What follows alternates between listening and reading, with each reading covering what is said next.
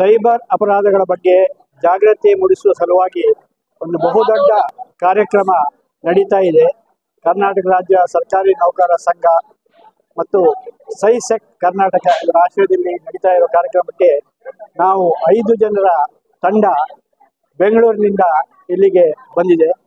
ಈ ಸಂದರ್ಭದಲ್ಲಿ ನಾನು ಬೆಂಗಳೂರಿಗೆ ಬೀದರ್ಗೆ ಬರ್ತಾ ಇರುವ ಸುದ್ದಿಯನ್ನ ತಿಳಿದು ಬೀದರ್ ಜಿಲ್ಲಾ ಸಾಹಿತ್ಯ ಪರಿಷತ್ತಿನ ನನ್ನ ಗೆಳೆಯರಾದ ಸುರೇಶ್ ಚನ್ನಶೆಟ್ಟಿ ಅವರು ನನ್ನನ್ನು ಸಂಪರ್ಕಿಸಿ ಆ ಕಾರ್ಯಕ್ರಮಕ್ಕಿಂತ ಮೊದಲು ನಿಮ್ಮೊಂದಿಗೆ ಒಂದು ಸಾಹಿತ್ಯ ಸಂವಾದವನ್ನು ನಡೆಸಲು ಈ ಜಿಲ್ಲೆಯ ಈ ಊರಿನ ಸಾಹಿತಿಗಳು ಆಸಕ್ತರಾಗಿದ್ದಾರೆ, ಸ್ವಲ್ಪ ಬಿಡುವು ಮಾಡಿಕೊಡ್ತೀರಾ ಅಂತ ಕೇಳಿದಾಗ ಬಹಳ ಸಂತೋಷ ಆಯಿತು. ನಿಮ್ಮ ಸಾಹಿತ್ಯಾಸಕ್ತಿಯನ್ನು ನೋಡಿ ಈ ಒಂದು ರಜಾ ದಿನ, ಮಹಾಲಯ ಅಮಾವಾಸ್ಯೆ, ಯಾರಿಗೂ ಬಿಡುವಿಲ್ಲದ ದಿನ, ಅಂಥದ್ರಲ್ಲಿ ಕೂಡ ಇಲ್ಲಿ ಸಾಹಿತ್ಯಾಸಕ್ತಿ ತುಂಬ ದೊಡ್ಡ ಸಂಖ್ಯೆಯಲ್ಲಿ ಬಂದು ಒಂದು ಅತ್ಯುತ್ತಮ ಸಾಹಿತ್ಯ ಸಂವಾದವನ್ನು ನಡೆಸಿಕೊಟ್ಟಿದ್ದೇನೆ. ಜೊತೆಗೆ ನಮ್ಮ ಕಟ್ಟಿಯವರು ಕಾರ್ಯದರ್ಶಿಯವರು ಅವರ ಒಂದು ಧ್ವನಿ ಸುರುಳಿಯ ಥಂಬ್ನೇಲ್ ಬಿಡುಗಡೆ ಕೂಡ ಇವತ್ತಿಲ್ಲಿ ನಡೆಯಿತು. ಜೊತೆಗೆ ನನ್ನ ಜೊತೆಗೆ ಬಂದ ಸಾಹಿತಿಗಳಾದ ನರಸಿಂಹಮೂರ್ತಿ ಅವರು, ವೈ.ವಿ. ಗುಂಡೂರಾವ್ ಅವರು, ಸೈಬರ್ ಸೆಕ್ಯೂರಿಟಿ ವನಜಾಕ್ಷಿ ಅವರು ಕೂಡ ನನ್ನ ಜೊತೆ ಸೇರಿಕೊಂಡು ನಾವು ನಿರೀಕ್ಷಿಸಿದ ರೀತಿಯಲ್ಲಿ ಒಂದು ಬಹಳ ಸೊಗಸಾದ ಕಾರ್ಯಕ್ರಮ ಇಲ್ಲಿ ನಡೆಯಿತು. ನನಗೆ ಬಹಳ ಸಂತೋಷ ಕೊಟ್ಟ ಕಾರ್ಯಕ್ರಮ. ಬೀದರ್ ಜಿಲ್ಲೆ ಒಂದು ಗಡಿಭಾಗದ ಒಂದು ಪ್ರದೇಶ ಆದರೂ ಇಲ್ಲಿರುವ ಸಾಹಿತ್ಯಾಸಕ್ತಿಯನ್ನು ನೋಡಿ ಬಹಳ ಸಂತೋಷವಾಗಿದೆ. ನಿಮ್ಮ ಸಾಹಿತ್ಯಾಸಕ್ತಿ ಹೀಗೆ ಮುಂದುವರಿಲಿ, ಈ ಭಾಗದಿಂದ ಒಳ್ಳೆಯ ಸಾಹಿತಿಗಳು ಕರ್ನಾಟಕಕ್ಕೆ ಬರಲಿ ಅಂತ ಹಾರೈಸ್ತಾ ಈ ಒಂದು ಸಂದರ್ಭವನ್ನು ಸೃಷ್ಟಿಸಲಿಕ್ಕಾಗಿ ಗೆಳೆಯ ಚನ್ನಶೆಟ್ಟಿ ಅವರಿಗೆ ನನ್ನ ಹಾರ್ದಿಕ ಕೃತಜ್ಞತೆಗಳನ್ನು ಸಲ್ಲಿಸ್ತಾ ಇದ್ದೀನಿ. ನಮಸ್ಕಾರ.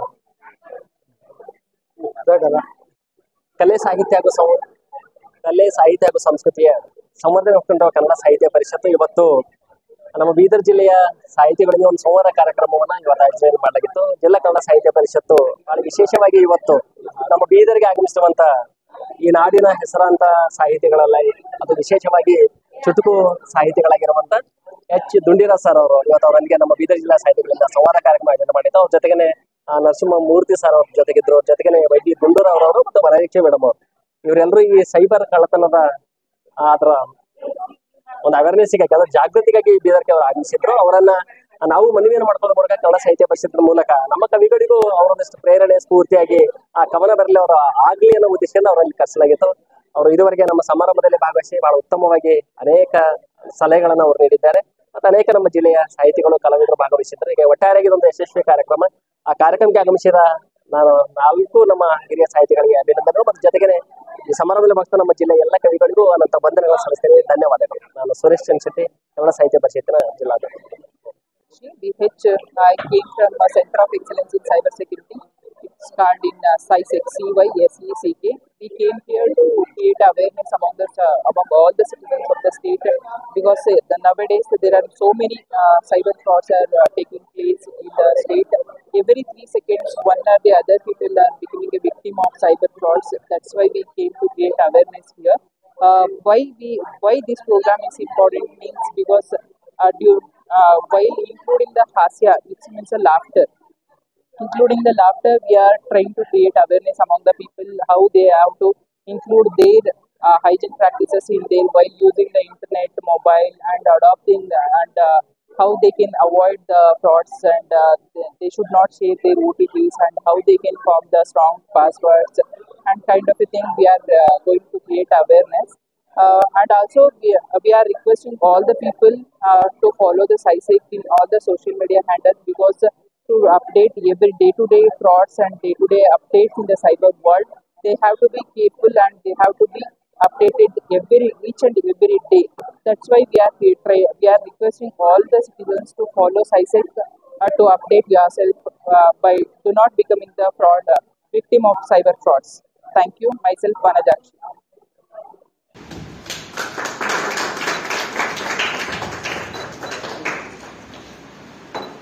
ಧನ್ಯವಾದಗಳು.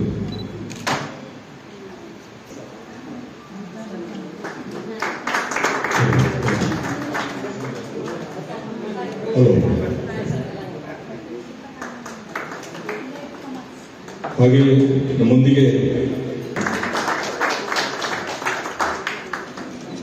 ಅವರು ಜೊತೆಗೆ ಮಾಹಿತಿಯನ್ನು ಹಂಚಿಕೊಳ್ತಾರೆ.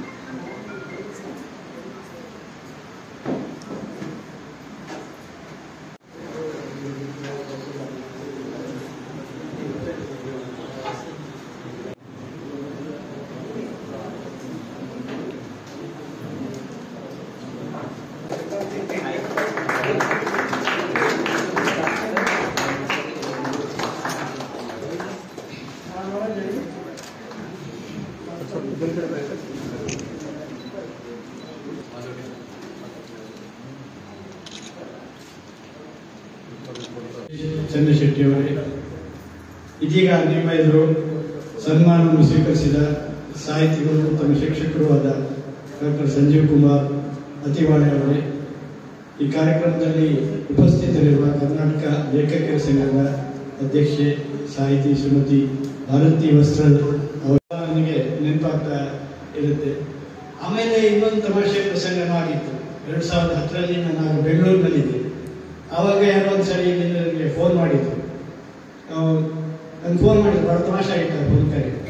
ಸರ್ ನಮಸ್ಕಾರ ರೀ ಬೆಂಗಳೂರೇ ಸರ್ ಅಂತ. ಯಾಕಂದರೆ ಈ ಬೀದರ್ ಜನ ಎಷ್ಟು ಮುಗ್ಧರು ಅಂತ ಹೇಳೋಕ್ಕೆ ನಾನು ಎಲ್ಲ ಕಡೆ ಹೇಳ್ತಾ ಇರ್ತೀನಿ. ಬಹಳ ಮುಗ್ಧರು, ಸಾಹಿತ್ಯದ ಪ್ರೇಮ ಇದೆ, ಅಷ್ಟೇ ಯಾವ ರೀತಿ ಕಪಟ ಇಲ್ಲ, ಅಷ್ಟೇ ನೇರ ಅನ್ನೋದಕ್ಕೆ. ನಮಸ್ಕಾರ ಬೆಂಗಳೂರೇ ಸರ್, ನಾವು ಬೀದರ್ನಾಗ ಒಂದು ರಾಜ್ಯ ಮಟ್ಟದ ಕವಿ ಸನ್ಮಾನ ಮಾಡ್ತೀವಿ ಸರ, ನೀವು ಬಂದು ಅಧ್ಯಕ್ಷತೆ ವಹಿಸ್ಬೇಕ್ರಿ ಸರ ಅಂತಂದು. ನಂಗೆ ಭಾಳ ಖುಷಿ ಆಯ್ತು. ರಾಜ್ಯ ಮಟ್ಟ ಅಧ್ಯಕ್ಷತೆ ಅಂತೇಳಿ ಹೋಗ್ಬೋದು, ಅದು ಸುಮ್ಮನೆ ಸೌಜನ್ಯಕ್ಕೆ ತಕ್ಷಣ ಹೋಗ್ಕೊಂಡ್ರೆ ಚೆನ್ನಾಗಿರೋದಿಲ್ಲ, ಅದನ್ನು ಸ್ವಲ್ಪ ಉಪಚಾರ ಮಾಡ್ತಾರ ನೋಡೋಣ ಅಂತ. ಅಯ್ಯೋ ರಾಜ್ಯ ಮಟ್ಟದ ಕವಿ ಸನ್ಮಾನ ಅಂತೀರಿ, ನನ್ನ ಯಾಕೆ ಕರಿತೀರಿ? ಬೆಂಗಳೂರಲ್ಲಿ ಎಷ್ಟೆಷ್ಟು ದೊಡ್ಡ ದೊಡ್ಡ ಕವಿಗಳೆಲ್ಲ ಇದ್ದಾರೆ, ಅವರೆಲ್ಲ ಇದ್ರಾಗ ನಿಸಾರ್ ಅಹಮದ್ ಇದ್ದಾರೆ, ಸಿದ್ಧಲಿಂಗಯ್ಯ ಇದ್ದಾರೆ, ನಮ್ಮ ಚಂದ್ರಶೇಖರ್ ಪಾಟೀಲ್ ಇದ್ದಾರೆ, ಚಂದ್ರಶೇಖರ್ ಕಂಬಾರ್ ಇದ್ದಾರೆ, ಅವ್ರನ್ನ ಯಾರು ಕರೀರಿ, ನನ್ನ ಯಾಕೆ ಕರಿತೀನಿ? ಇಲ್ಲ ಸರ್ ನೀವೇ ಬರ್ಬೇಕು ನೋಡಿ ಸರ್. ಅಲ್ಲ ಯಾಕೆ ಸ್ವಲ್ಪ ಹೇಳಿದ್ರಲ್ಲ ಅಂತ. ಸರ ನೀವು ಏನೇನು ದೊಡ್ಡ ಕವಿಗಳ ಹೆಸರೆಲ್ಲ ಹೇಳಿದ್ರಲ್ಲ ಸರ್, ಅವರೆಲ್ಲ ಬಹಳ ರೊಕ್ಕ ಕೇಳ್ತಾರೆ ಸರ್. ನಾವು ವಿಮಾನದಾಗೆ ಬರ್ತೀವಿ, ನಾವು ಕಾರ್ನಾಗೆ ಬರ್ತೀವಿ ಅಂತೀವಿ ಸರ್. ನೋಡಿ ಸರ, ಇಡೀ ಕರ್ನಾಟಕದಾಗ ಅತಿ ಚೀಪ್ ಅಂಡ್ ಬೆಸ್ಟ್ ಕವಿ ಅಂದ್ರೆ ನೀವೇ ನೋಡಿ ಸರ್. ನನಗೆ ಬಹಳ ಸಂತೋಷ ಆಯ್ತು ಅವರ ಮುಗ್ಧತೆ ಇದನ್ನೆಲ್ಲ ನೋಡಿ. ಆಮೇಲೆ ಕಾರಣಾಂತರದಿಂದ ನನಗೆ ಬಹಳ ಕಡಿಮೆ ಬೇರೆ ವಿಷಯ. ಹೀಗೆ ಬೀದರ್ ಅಂದ ತಕ್ಷಣ ಎಲ್ಲ ಸಂಗತಿಗಳು ನೆನಪಾಗುತ್ತೆ. ಆಮೇಲೆ ಸುರೇಶ್ ಚಂದ್ರಶೆಟ್ಟಿ ಅವರು ಇಲ್ಲಿಯ ಜಿಲ್ಲಾ ಸಮ್ಮೇಳನಕ್ಕೆ ಅಲ್ಲಿ ಕೂಡ ಮತ್ತೊಂದು ಬಾರಿ ನನ್ನ ಕರೆದಿದ್ರು, ಅದಕ್ಕೂ ಕೂಡ ನಾನು ಬಂದದ್ದು. ಆಗ ಅನೇಕ ಜನರ ಪರಿಚಯ ಇಲ್ಲಾಗಿತ್ತು. ಇವತ್ತು ಇಲ್ಲಿ ಶಿವಕುಮಾರ್ ಕಟ್ಟೆಯವರ 2 ಗೀತೆಗಳು ಇವತ್ತು ಯೂಟ್ಯೂಬ್ನಲ್ಲಿ ಹಾಡುಗಳ ರೂಪದಲ್ಲಿ ಬರ್ತಾ ಇದೆ ಅಂತ ಹೇಳಿ ಬಹಳ ಸಂತೋಷ ಆಯಿತು. ಭಾವಸಾಗರಿ ಮತ್ತು ಅನಂತಕಾಲ ಉರುಳಿದವು ಅಂತ ಆ ಗೀತೆಗಳನ್ನ ಹಾಡಿದವರು ಶ್ರೀ ಶಂಭುರಂಗ ವಾಲದೊಡ್ಡಿ, ಬಹಳ ಸೊಗಸಾದ ಒಳ್ಳೆಯ ಹಾಡುಗಾರ ನಾನು ಕೇಳಿದ್ದೀನಿ. ಹಾಗೆ ದಿಲೀಪ್ ಕಾಡ್ವಾರ್ ಅನ್ನೋದಕ್ಕೆ ಸಂಗೀತ ಸಂಯೋಜನೆ ಮಾಡಿದ್ದೀನಿ. ಇದು ಬಹಳ ಜನಪ್ರಿಯ ಆಗುತ್ತೆ ಅಂತ ನಾನು ಹಾರೈಸ್ತೇನೆ. ಎಲ್ಲವೂ ಕೇಳಿ ಬಹಳ ಇನ್ನಷ್ಟು ಹಾಡುಗಳನ್ನ ಶಿವಕುಮಾರ್ ಕಟ್ಟೆಯವರು ಬರೆಯುವಾಗಲಿ. ಹೋಗೋ ಮುಂಚೆ ಲಕ್ಷ್ಮಣ ಗೆರಿ ಹೊಡೆದ. ಗೆರಿ ಅಂದ್ರೆ ಲಕ್ಷ್ಮಣ ರೇಖೆ. ಹೋಗೋ ಮುಂಚೆ ಲಕ್ಷ್ಮಣ ಗೆರಿ ಹೊಡೆದ, ಆಮ್ಯಾಲ ಒಂದು ರಾವಣ ಲೈನ್ ಹೊಡೆದ ಅಂತ ನೋಡಿ. ಗೆರಿ ಮತ್ತು ನೀನು 2 ಒಂದೇ ಇದ್ರು ಬಳಸಿರ್ತಕ್ಕಂಥ ಶ್ರೇಷ್ಠಾರ್ಥ ಇದೆಯಲ್ಲ, ಆ ವಿಶೇಷಾರ್ಥ ಇದೆಯಲ್ಲ, ಅಲ್ಲಿ ನಿಮಗೆ ನಗೆ ಅಂತಕ್ಕಂಥದ್ದು ಸಿಗುತ್ತೆ. मेरे पास आना प्रिय, ये बीदर खुला है, खुला ही रहेगा तुम्हारे लिए. ಆವಾಗ ನನಗೆ ಅಬ್ಸರ್ವೇಷನ್, ನಾನು ಬೆಂಗಳೂರು ಕಡೆಯಿಂದ ಬಂದಾಗ ಇಲ್ಲೆಲ್ಲರೂ ಒಂಥರ ವಿಶೇಷವಾಗಿ ಮಾತಾಡ್ತಾ ಇದ್ರು. ಸರಿ ಮೀಟಿಂಗ್ ಎಲ್ಲ ಮುಗಿದ್ಮೇಲೆ ಸರಿ ನಾನು ಬರ್ತೀನಿ ಅಂದ ತಕ್ಷಣ, ಇರ್ರಿ ಸರ ನಾನು ಭೀ ಬರ್ತೀನಿ ಅಂತ. ಕಳ್ಳತನ ಆಪ ಹಾಕಿಕೊಳ್ಳುವಾಗ ಹುಷಾರಾಗಿರಿ, ಬೇಡ ಅವಸರ ವಹಿಸಿ ಎಚ್ಚರ. ಜಾಲತಾಣದಲ್ಲಿ ಎಲ್ಲ ವಿವರ ಕೊಟ್ಟರೆ, ಸಾಲ ಪಡೆದರೆ ಮುಂದೆ ತೊಂದರೆ. ಮೋಸವಾಯಿತೆಂದು ನೊಂದು ನಾಚಿಕೊಳ್ಳಬೇಡಿ, ಸೈಬರ ಪರ ಮೋಸಗಾರ ಅಮ್ಮಮ್ಮ ಇವ ದೊಡ್ಡ ಬರಕೋರ. ಜೋಕೆ ಜೋಕೆ ಜೋಕೆ ಜೋಕೆ ದೂರದಿಂದ ಕದಿಯುವಂತ ಸೈಬರ್ ಕಳ್ಳಚಾಣ. ಹೈಜೀನ್ ಪ್ರಾಕ್ಟೀಸಸ್ ನ ಬಳಸ್ಕೊಂಡ್ರೆ ನಾವು ಯಾವ ರೀತಿ ಸೇಫ್ ಆಗಿರ್ಬೋದು, ಸೇಫ್ ಇಂಟರ್ನೆಟ್ ಯೂಸೇಜ್ ಯಾವ ರೀತಿ ಮಾಡ್ಬೋದು ಅನ್ನೋಂಥ ನಿಟ್ಟಿನಲ್ಲಿ ಈ ನಮ್ಮೆಲ್ಲ ಹಾಸ್ಯ ಕಲಾವಿದರು ಹಳ್ಳಿಗಳಲ್ಲಿ ಕರ್ಕೊಂಡೋಗಿ ಜನರನ್ನ ಮುಟ್ಟುವಂತಹ ಕಾರ್ಯವನ್ನು ನಾವು ಮಾಡ್ತಾ ಇದ್ದೇವೆ. ನೀವೆಲ್ಲರೂ ಕೂಡ ಅಪ್ಡೇಟ್ ಆಗಿರ್ಬೇಕು. ಪ್ರತಿದಿನ ಸೈಬರ್ ಯಾವ ರೀತಿ ಪ್ರತಿದಿನ ಚೇಂಜ್ ಆಗ್ತಾ ಇರುತ್ತೆ, ಯಾವ ರೀತಿ ಫ್ರಾಡ್ಸ್ ಗಳಾಗ್ತಿರುತ್ತೆ ಅನ್ನೋದನ್ನ ತಿಳ್ಕೊಂಡಿರ್ಬೇಕು ಅಂತ ಹೇಳಿದ್ರೆ ಇನ್ಸ್ಟಾಗ್ರಾಮ್ ಮತ್ತೆ ಟ್ವಿಟರ್ ಅಲ್ಲಿ CYSECK ಅಂತ ಸರ್ಚ್ ಮಾಡಿದ್ರೆ ನಿಮಗೆ ಒಂದು ಹ್ಯಾಂಡಲ್ ಸಿಗುತ್ತೆ. ಅದನ್ನ ರೆಗ್ಯುಲರ್ ಆಗಿ ಫಾಲೋ ಮಾಡಿ. ಅದರಿಂದ ದಯವಿಟ್ಟು ಯಾರು ಕೂಡ ಸೈಬರ್ ಫ್ರಾಡ್ಸ್ಗೆ ಒಳಗಾಗಬೇಡಿ. ಆಸ್ ಎ ಪೇರೆಂಟ್ ಆಗಿ ನಿಮ್ಮ ಮಕ್ಕಳನ್ನು ಕೂಡ ಯಾವ ರೀತಿ ಕಾಪಾಡ್ಕೋಬಹುದು ಅನ್ನೋಂಥ ಟಿಪ್ಸ್ಗಳು ಕೂಡ ಇರುತ್ತೆ. ಈಗಾಗಲೇ ನಮ್ಮ ಹಿರಿಯರುಗಳು ಎಲ್ಲರೂ ನಿಮಗೆ ಸೈಬರ್ ಬಗ್ಗೆ ಕೂಡ ಟಿಪ್ಸ್ಗಳನ್ನ ಕೂಡ ಕೊಟ್ಟಿದ್ದಾರೆ. ಇವತ್ತು ಸಂಜೆ ಇದೇ ಉದ್ದೇಶವನ್ನು ಇಟ್ಕೊಂಡು ಸೈಬರ್ ಹಾಸ್ಯ ಸಂಜೆ ಕಾರ್ಯಕ್ರಮ ಇರುವಂಥದ್ದು. ದಯವಿಟ್ಟು ತಾವೆಲ್ಲರೂ ಕೂಡ ಕುಟುಂಬ ಸಮೇತರಾಗಿ ಬಂದು ನಮ್ಮ ಕಾರ್ಯಕ್ರಮವನ್ನು ಅಟೆಂಡ್ ಮಾಡೋದ್ರ ಜೊತೆಗೆ ನೀವು ಕೂಡ ಎಜುಕೇಟ್ ಆಗಿ ನೀವು ಸೈಬರ್ ಸೆಕ್ಯೂರಿಟಿ, ಸೈಬರ್ ಭದ್ರತೆ ಅಂದ್ರೆ ಏನು, ನಾವು ಯಾವ ರೀತಿ ಇರಬೇಕು, as A parent controls settings ಗಳನ್ನು ಯಾವ ರೀತಿ ಯೂಸ್ ಮಾಡಬೇಕು, ನಮ್ಮ ಮಕ್ಕಳು ಡಿಜಿಟಲ್ ಅಡಿಕ್ಷನ್ ಆಗಿ ಬೇರೆ ದಾರಿ ಹಿಡಿದೇ ಇರೋ ತರ ಅಥವಾ ಅವರು ಹಿಡಿದ್ರು ಕೂಡ ಅವ್ರನ್ನ ಯಾವ ರೀತಿ ನಮ್ಮ ಮಕ್ಕಳಾಗಿ ನಾವು ಉಳಿಸ್ಕೋಬೇಕು ಅನ್ನುವಂತ ನಿಟ್ಟಿನಲ್ಲಿ ಹಾಸ್ಯದ ಮೂಲಕನೇ ನಿಮ್ಮನ್ನು ಎಜುಕೇಟ್ ಮಾಡ್ತಾರೆ. ಹಾಗಾಗಿ ದಯವಿಟ್ಟು ನಮ್ಮ ಒಂದು ಕಾರ್ಯಕ್ರಮಕ್ಕೆ ಬನ್ನಿ. ಜೊತೆಗೆ ನಮ್ಮ ಹ್ಯಾಂಡಲ್ಸ್ ನ ಕೂಡ ಫಾಲೋ ಮಾಡೋದ್ರ ಮೂಲಕ ನಾವು ಸಪೋರ್ಟ್ ಮಾಡಿ. ಈ ಒಂದು ವೇದಿಕೆಯಲ್ಲಿ ಅವಕಾಶ ಕೊಟ್ಟಂತಹ ಎಲ್ಲರಿಗೂ ಕೂಡ ಹೃದಯದ ಧನ್ಯವಾದಗಳನ್ನ ನಾನು ಹೇಳಲಿಕ್ಕೆ ಇಷ್ಟಪಡ್ತೇನೆ. ಹಾಗೂ ಈ ಕಾರ್ಯಕ್ರಮದಲ್ಲಿ ನಾನು ಬರ್ಲಿಕ್ಕೆ ಸ್ಟಾರ್ಟಿಂಗ್ ಅಲ್ಲಿ ಆಸ್ ಆಡಿಯನ್ಸ್ ಆಗಿ ಬರ್ತೀನಿ ಸರ್ ಅಂತ ಕೇಳಿದ್ವಿ. ಆದ್ರೆ ವೇದಿಕೆ ಮೇಲೆ ಕರ್ಕೊಂಡು ಕೂರಿಸಿದ್ದು ನಿಜವಾಗ್ಲೂ ಕೂಡ ಒಂದು ಮುಜುಗರ ಅಂತ ಅನಿಸ್ತು. ವೈಯಕ್ತಿಕವಾಗಿ ಹೇಳುವಂತಂದ್ರೆ ಎಲ್ಲರೂ ಸಾಹಿತಿಗಳಿರ್ತಾರೆ, ಎಲ್ಲರೂ ಕೂಡ ಬರವಣಿಗೆಯನ್ನ ರೂಢಿಸ್ಕೊಂಡವ್ರು ಇರ್ತಾರೆ. ಅಂತದ್ರಲ್ಲಿ ನನ್ನ ಸ್ಟೇಜ್ ಮೇಲೆ ಕೂರಿಸಿದಾಗ ನಿಜವಾಗ್ಲೂ ಮುಜುಗರ ಆಯ್ತು. ಆದ್ರೂ ಕೂಡ ಒಂದು ಅವಕಾಶವನ್ನ ಕೊಟ್ಟಿದ್ದಕ್ಕೆ ತುಂಬ ಹೃದಯದ ಧನ್ಯವಾದಗಳು ಸರ್ ಎಲ್ರಿಗೂ. Thank you so much. ನಿಜ.